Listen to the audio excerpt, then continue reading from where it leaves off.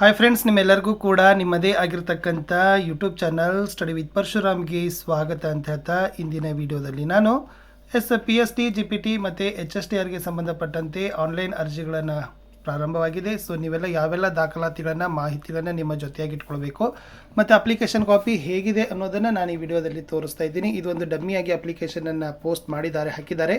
So ನೀವುಗಳು ಕೂಡ ಅದನ್ನು ಸರಿಯಾಗಿ ನೋಡ್ಕೊಡ್ರಿ. ಇದಕ್ಕಿಂತ ಮುಂಚೆ ಒಂದು ಯೂಸರ್ ಐ ಡಿ ನೀವನ್ನು ಕ್ರಿಯೇಟ್ ಮಾಡ್ಕೊಳ್ಬೇಕಾಗ್ತದೆ. 2003ರ ನಂತರದವ್ರದ್ದು ಅದು ಪೆಚ್ ಆಗ್ತದೆ. 2003ರ ನಂತರದ್ದು ಮೆನುವಲಾಗಿ ನೀವೇನು ಮಾಡಬೇಕಾಗ್ತದೆ, ಅಲ್ಲಿ ಹೆಸರು, mobile number, user name, password ಮಾಡಿದ ಮೇಲೆ ಆವಾಗ ಈ ಪೇಜ್ ಏನಾಗ್ತದಪ್ಪ ಅಂದ್ರೆ ಓಪನ್ ಆಗ್ತದೆ.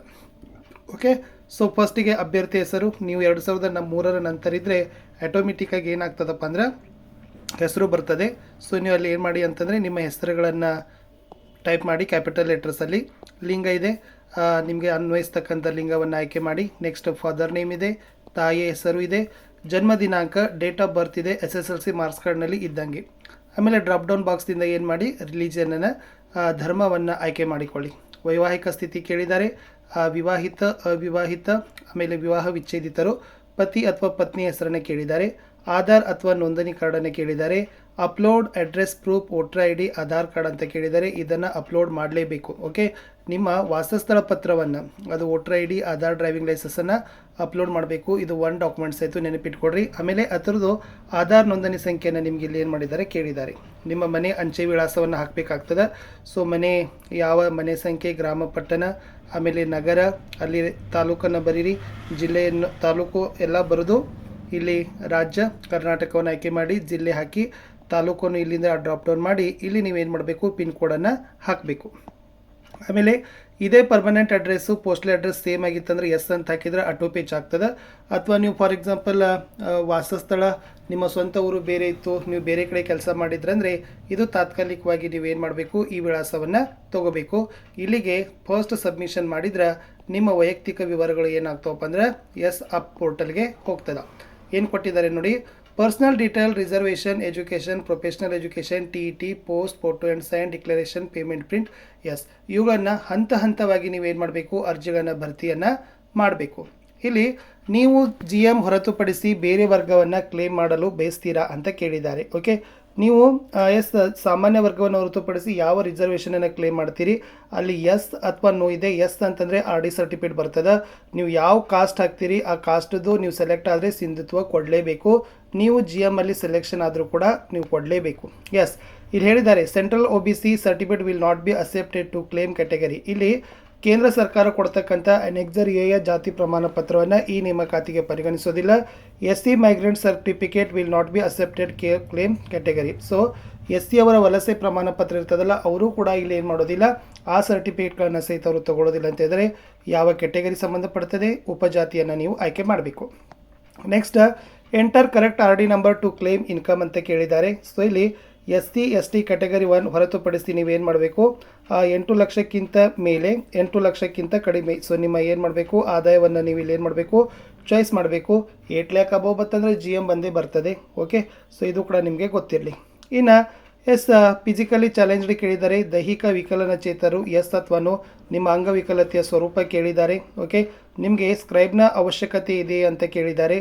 ಆಮೇಲೆ ನೀವು ಇನ್ ಕೇಸ್ ಸರ್ವಿಸ್ ಮಾಡ್ತಾ ಇದ್ರಿ, ಓಕೆ, ಸರ್ಕಾರಿ ನೌಕರರಾಗಿ ಎಸ್ ಇದ್ದರೆ ಯಾವ ಇಲಾಖೆಯಲ್ಲಿದ್ದೀರಿ, ಯಾವ ಹುದ್ದೆಯಲ್ಲಿದ್ದೀರಿ, NOC ನಂಬರ್ ಕೇಳಿದ್ದಾರೆ, NOC ಡೇಟ್ ಕೇಳಿದ್ದಾರೆ. ಸೊ NOC ಕೂಡ ತೊಗೊಳ್ಳೇಬೇಕು.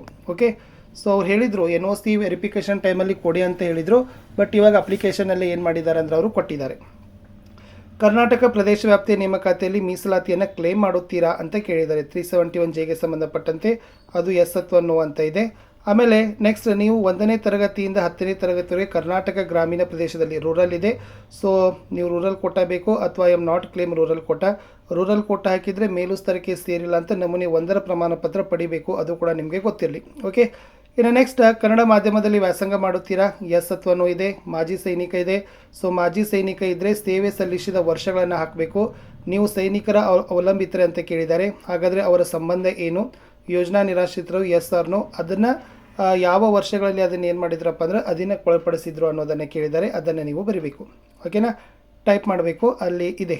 ಇನ್ನು upload necessary certificate for claimed reservation.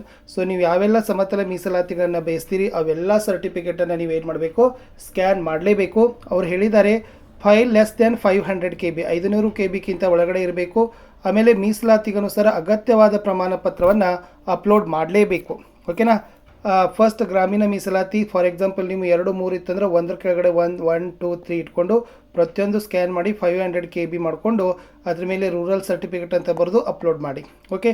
Kannada ಮಾಧ್ಯಮ ಕೂಡ ಹಾಗೇ ಇದೆ. ಒಂದು ಸರ್ಟಿಫಿಕೇಟ್ ಇದ್ದರೆ ಒಂದೇ ಮಾಡಿ, 2, 3, 4 ಕಡೆ ಕಲಿತ್ರೆ 2, 3, 4 ಸ್ಕ್ಯಾನ್ ಮಾಡಿ ಅದನ್ನು ಏನು ಮಾಡಿ, ಫೈಲನ್ನು ಕಂಪ್ರೆಸ್ ಮಾಡಿಕೊಂಡು ಕನ್ನಡ ಮಾಧ್ಯಮನ ಅಪ್ಲೋಡ್ ಮಾಡಿ. ಅದೇ ಥರ ಮಾಜಿ ಸೈನಿಕರು NOC ಅಪ್ಲೋಡ್ ಮಾಡೋದಿದೆ, NOC ಅಪ್ಲೋಡ್ ಮಾಡಬೇಕು. ಫಿಸಿಕಲಿ ಹ್ಯಾಂಡಿಕ್ಯಾಪ್ಡ್ ಸರ್ಟಿಫಿಕೇಟ್ ಇದೆ, 371J ಇದೆ. ಅವಾಗಿದ್ದು ಏನು ಮಾಡಬೇಕು, ಅದು ಸೆಟ್ ಮಾಡಬೇಕು. ಇಲ್ಲೆಲ್ಲ ಕೂಡ ಏನು ಮಾಡಬೇಕಪ್ಪ ಅಂದರೆ ಸರ್ಟಿಫಿಕೇಟನ್ನು ಅಪ್ಲೋಡ್ ಮಾಡ್ತಕ್ಕಂಥ ಸೆಕ್ಷನ್ನೇ ಇದ್ದಾವೆ. ಎಸ್. ಇನ್ನು ಇಲ್ಲಿ ಕ್ವಾಲಿಫಿಕೇಷನ್ಗೆ ಸಂಬಂಧಪಟ್ಟಂತೆ ನೀವೇನು ಮಾಡಬೇಕು, ಡ್ರಾಪ್ ಡೌನಿಂದ ತೊಗೋಬೇಕು. SSLC ಅಂತ ಕ್ಲಿಕ್ ಮಾಡಿದರೆ SSLC ಬರ್ತದೆ. 12th ಅಂದರೆ PUC ಬರುತ್ತೆ. ಬ್ಯಾಚುಲರ್ ಡಿಗ್ರಿ ಬರುತ್ತೆ. BE BTech ಇದು CST ಕಂಪ್ಯೂಟರ್ ಸೈನ್ಸ್ ಟೀಚರ್ಗೆ ಬರುತ್ತೆ. BEA BCA BSc ಅದಿದ್ರೆ ಅದು ಅವರಿಗೆ ಸಂಬಂಧಪಡುತ್ತೆ. PG ಅಂದರೆ ಯಾರ್ದಲ್ಲೇ MAs ಇದೆ. ಬ್ಯಾಚುಲರ್ ಡಿಗ್ರಿಯಲ್ಲಿನೇ B.Edದು ಬರ್ತದೆ, ಡೋಂಟ್ ವರಿ. ಓಕೆ. ಅದನ್ನು ಕೂಡ ನೀವೇನು ಮಾಡ್ಬೋದು, ಪ್ರತಿಯೊಂದನ್ನು ಕೂಡ SSLCಯಲ್ಲಿ ಯಾವ ವರ್ಷ ಬೋರ್ಡ್ ಯಾವುದಿತ್ತು, okay, registration number, passing year, passing month, certificate number, medium, okay, ಅಲ್ಲಿ ಎಷ್ಟು marks, first language, second language, third language, core 1, core 2, core 3 same marks ಕಾರ್ಡ್ದಲ್ಲಿ ಹೆಂಗಿದೆ ಹಾಗೆ ತುಂಬಬೇಕು, ಒಟ್ಟೆ ವರಿ ಮಾಡುವಂಗಿಲ್ಲ. ಓಕೆ. ಮುಂದೆ ಮಾರ್ಕ್ಸ್ ಕಾರ್ಡ್ ಇಟ್ಕೊಂಡೇನೆ ತುಂಬ್ರಿ. ಮಾರ್ಕ್ಸ್ ಕಾರ್ಡ್ದಲ್ಲಿ ನಾವು ಒಂದು ಅಂಕಿನೂ ಕೂಡ ನೀವೇನು ಮಾಡುವಂಗಿಲ್ಲ, ಚೇಂಜ್ ಮಾಡುವಂಗಿಲ್ಲ. ಆಮೇಲೆ ಸಬ್ಮಿಟ್ ಮಾಡಬೇಕು 10th marks card. Next same PUC ಬಂತು. PUCಯಲ್ಲಿನೂ ಏನು ಕೇಳಿದರು, registration number, board, passing year, passing month, certificate number. ಇದು ಮಾರ್ಕ್ಸ್ ಕಾರ್ಡ್ ಸರ್ಟಿಫಿಕೇಟ್ ನಂಬರ್ ಹಾಕಬೇಕು, ಮಾರ್ಕ್ಸ್ ಕಾರ್ಡಿಗೆ ಸರ್ಟಿಫಿಕೇಟು. ಓಕೆ. ಯಾವ ಮೀಡಿಯಮಲ್ಲಿ ಪಾಸ್ ಆಗಿದ್ದೀರಿ, ಯಾವ ಕಾಂಬಿನೇಷನ್ ಇದೆ, ಆರ್ಟ್ಸು, ಕಾಮರ್ಸು, ಸೈನ್ಸು. ಅಲ್ಲಿ ಕೂಡ first language, second language, optional 1, 2, 3, 4, maximum marks ಎಷ್ಟಿದೆ, ಆಪ್ಟೆಂಡು. ಎಲ್ಲ ಇಂಟರ್ನಲ್ಲು ಮತ್ತು ಎಕ್ಸ್ಟರ್ನಲ್ ಎರಡನ್ನೂ ಕೂಡಿಸಿ ಬರೀರಿ. ಓಕೆ. ಫಾರ್ ಎಕ್ಸಾಂಪಲ್ 80+20 ಇರುತ್ತೆ ಅಥವಾ 70+30 ಇರುತ್ತೆ. ಅದನ್ನೆಲ್ಲ ಕೂಡಿಸಿ ಮ್ಯಾಕ್ಸಿಮಮ್ 100 ಅಂತ ಬರೀತೀರಿ. ಅಲ್ಲಿ ಗಳಿಸಿದ ಒಟ್ಟು ಅಂಕ ಬರೋದು. ಸೊ ತನ್ನ ಏನಾಗುತ್ತೆ, ಅದು ಆಟೋ ಪೇಚ್ ಆಗುತ್ತೆ. ಆವಾಗ PU ಏನಾಗುತ್ತೆ, ಕ್ಲಿಯರ್ ಆಗುತ್ತೆ. ಎಸ್. ಇಲ್ಲಿ ಬಂತು BA ಬ್ಯಾಚುಲರ್ ಡಿಗ್ರಿಗಳ ಬಗ್ಗೆ. ಸೊ ಬ್ಯಾಚುಲರ್ ಡಿಗ್ರಿಯಲ್ಲಿ ನಿಮಗೆ ಕೇಳಿದ್ದಾರೆ ನೀವು ರೆಗ್ಯುಲರ ಅಥವಾ ಕರೆಸ್ಪಾಂಡೆನ್ಸಾ, ಅದನ್ನು ಚಾಯ್ಸ್ ಮಾಡಬೇಕು. ರಿಜಿಸ್ಟ್ರೇಷನ್ ನಂಬರ್ ಹಾಕಬೇಕು, ಅಡ್ಮಿಷನ್ ಇಯರ್ ಹಾಕಬೇಕು, ಪಾಸಿಂಗ್ ಇಯರ್ ಹಾಕಬೇಕು, ಅರ್ಹತಾ ಪದವಿ, ಯಾವ ಪದವಿ ಇದ್ದೀರಿ, ಐಚ್ಛಿಕ ವಿಷಯನ ಕೇಳಿದ್ದಾರೆ, ಯೂನಿವರ್ಸಿಟಿ ಕೇಳಿದ್ದಾರೆ, ಮೀಡಿಯಮ್ ಕೇಳಿದ್ದಾರೆ, ಸರ್ಟಿಫಿಕೇಟ್ ನಂಬರ್ ಕೇಳಿದ್ದಾರೆ. ಓಕೆ. ಅದನ್ನು ಫಸ್ಟ್ ಬೇಸಿಕ್ಕಾಗಿ ಹಾಕಿದ ಕೂಡಲೇ ಯಾವ ಲ್ಯಾಂಗ್ವೇಜ್ ಕಲ್ತಿದ್ದೀರಿ ನಿಮ್ಮ BAಯಲ್ಲಿ, ಡಿಗ್ರಿಯಲ್ಲಿ ಫಸ್ಟ್ ಲ್ಯಾಂಗ್ವೇಜ್ ಯಾವುದು, ಸೆಕೆಂಡ್ ಲ್ಯಾಂಗ್ವೇಜ್ ಯಾವುದು. ಓಕೆ. ಆಮೇಲೆ ಇಲ್ಲಿ 3 ಇಯರ್ದು ಏನು ಕೇಳಿದ್ದಾರೆ, ಆಪ್ಷನಲ್ಸ್ ಕೇಳಿದ್ದಾರೆ. ಓಕೆ. ಫಸ್ಟ್ ಇಯರ್ ಇದು ಆಪ್ಷನಲ್ 1, ಆಪ್ಷನಲ್ 2, ಆಪ್ಷನಲ್ 3. ಫಸ್ಟ್ ಇಯರ್ದಲ್ಲಿ ಎಷ್ಟು ಮ್ಯಾಕ್ಸಿಮಮ್ ಮಾರ್ಕ್ಸ್ ಇತ್ತು, ಎಷ್ಟು ಆಪ್ಟೇನ್ ಮಾಡಿದ್ರಿ, second year, third year. So ಹೀಗೆ ನೀವೇನು ಮಾಡಬೇಕಪ್ಪ ಅಂದ್ರೆ ಅಷ್ಟು ಎಲ್ಲ ಮಾರ್ಕ್ಸ್ ಕಾರ್ಡ್ಗಳಲ್ಲಿರ್ತಕ್ಕಂಥ ಈ ಕಡೆ ಫಸ್ಟ್ ಇಯರ್ ಕಾಲಮ್ ಇದ್ದಾವೆ. ಓಕೆ. ನೆಕ್ಸ್ಟ್ ಈ ಕಡೆ ಫಸ್ಟ್ ಇಯರ್ದು first optional, second optional, third optional, first year, second year, third year ಅಂತ ಇದ್ದಾವೆ. ಸೊ ಸೆಮಿಗೆ ಸಂಬಂಧಪಟ್ಟಿದ್ರೆ first sem, second sem, third sem ಅಂತ ಇರುತ್ತೆ. ಅದನ್ನು ನೀವೇನು ಮಾಡ್ಬೋದು, ತೊಗೊಳ್ಬೋದು. ಇಲ್ಲಿ ಲಾಸ್ಟ್ ಇರುತ್ತೆ ಫೈನಲ್ ಮಾರ್ಕ್ಸ್ ಕಾರ್ಡಲ್ಲಿ ಅಷ್ಟು ಮ್ಯಾಕ್ಸಿಮಮ್ ಮಾರ್ಕ್ಸ್ ಎಷ್ಟು ಬಂತು, ನೀವು ಎಷ್ಟು ತೊಗೊಂಡಿರಿ ಅಂತ ಹಾಕಿ ಸಬ್ಮಿಟನ್ನು ಮಾಡಬೇಕು. ಓಕೆನಾ. ಇದು BA ಆಯಿತು. ಇನ್ನು BE BTech ಇದೆ, CSTದವ್ರಿಗೆ ಸಂಬಂಧಪಟ್ಟಂತಿದ್ದಾವೆ. ಅದನ್ನು ಕೂಡ ನೀವುಗಳು ಬರ್ಕೊಡ್ರಿ. ಇನ್ನು ನೆಕ್ಸ್ಟ್ BCA ಕಂಪ್ಯೂಟರ್ ಸೈನ್ಸ್ಗೆ ಸಂಬಂಧಪಟ್ಟಂತೆ ಇದ್ದಾವೆ. PG ಇದೆ. ಸೊ ಯಾರೆಲ್ಲ PGಗೆ ಸಂಬಂಧಪಟ್ಟಂತಿದೆಯಲ್ಲ ಅದನ್ನೇ ನೀವು ಏನು ಮಾಡಬೇಕಂದ್ರೆ ಸಬ್ಮಿಟನ್ನು ಮಾಡಬೇಕು. ಓಕೆನಾ. ಇಲ್ಲಿ ಇಷ್ಟು ಏನಾಗದಪ್ಪ ಅಂತಂದರೆ ಅಪ್ಲಿಕೇಶನ್ ಹಾಕ್ತಕ್ಕಂಥದ್ದಿತ್ತು. ಅವ್ರು ಹೇಳಿದ್ದಾರೆ ಸೈಬರ್ ಸೆಂಟರ್ಗಳು ಪರ್ಸನಲ್ ಕಂಪ್ಯೂಟರ್ಗಳ ಮೂಲಕ ಮಾತ್ರವೇ ಅರ್ಜಿ ಸಲ್ಲಿಸಿ. ಮೊಬೈಲ್ನಲ್ಲಿ ಸ್ಕ್ರೀನ್ ಸಣ್ಣದಾಗಿರೋದ್ರಿಂದ ದಾಖಲೆಗಳ ಅಪ್ಲೋಡ್ ಮಾಡೋದು ಸಮಸ್ಯೆ ಆಗ್ಬೋದು. ಸೊ ಯಾಕಂದರೆ ಪ್ರತಿಯೊಂದು ನೀವು ಏನು ಮಾಡಬೇಕು, ಡಾಕ್ಯುಮೆಂಟನ್ನು ಅಪ್ಲೋಡ್ ಮಾಡೋದ್ರಿಂದ ಎಡಿಟ್ಗೆ ಆಪ್ಷನ್ಸ್ ಇಲ್ಲ. ಸೊ ಲಾಸ್ಟ್ ನಿಮಗೆ ಏನಾಗ್ತದಪ್ಪ ಅಂದ್ರೆ ಇಲ್ಲಿ PG ಆದಮೇಲೆ ಒಂದು ಫೋಟೋ ಮತ್ತು ಸಿಗ್ನೇಚರ್ ಬರ್ತದೆ, ಫೀ ಪೇಡ್ ಮಾಡಬೇಕು. ಆಮೇಲೆ ನಿಮ್ಗೆ ಏನು ಮಾಡ್ತದೆ, 24 ಅವರ್ಸ್ ಆದಮೇಲೆ ಅಪ್ಲಿಕೇಶನ್ ಜನ್ರೇಟ್ ಆಗ್ತದೆ.